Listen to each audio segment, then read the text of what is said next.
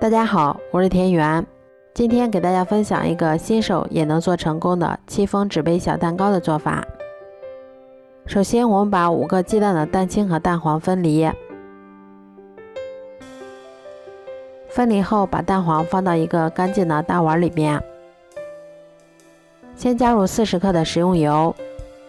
再加入40克的营养快线，然后用打蛋器先把它们充分搅拌均匀。接着我们再筛入65克的低筋面粉，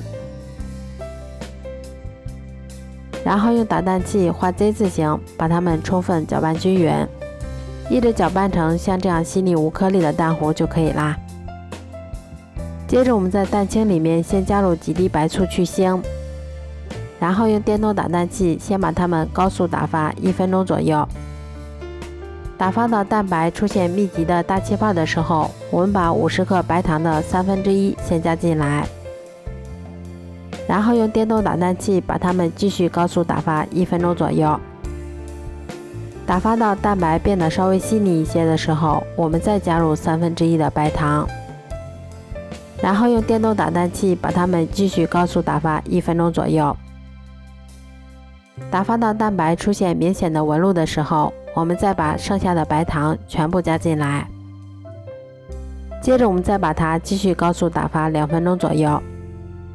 一直打发到提起打蛋器能够形成像这样的倒三角的状态，我们的蛋白就打发好啦。接着我们先取1半的蛋白放到蛋黄糊里面，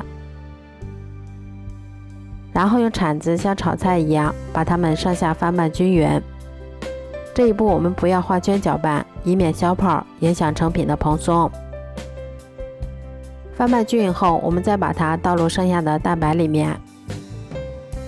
然后用同样的手法把它们再次翻拌均匀，一直翻拌成像这样颜色一致的蛋糊就可以啦。接着我们先把调好的蛋糊倒入裱花袋或者保鲜袋里面，然后再把它们依次挤入到纸杯模具里面，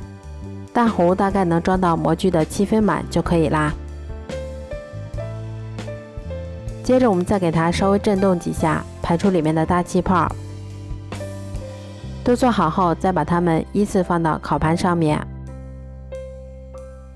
然后再把它放到烤箱里面，烤箱中层上下火150度，烤35分钟左右就可以啦。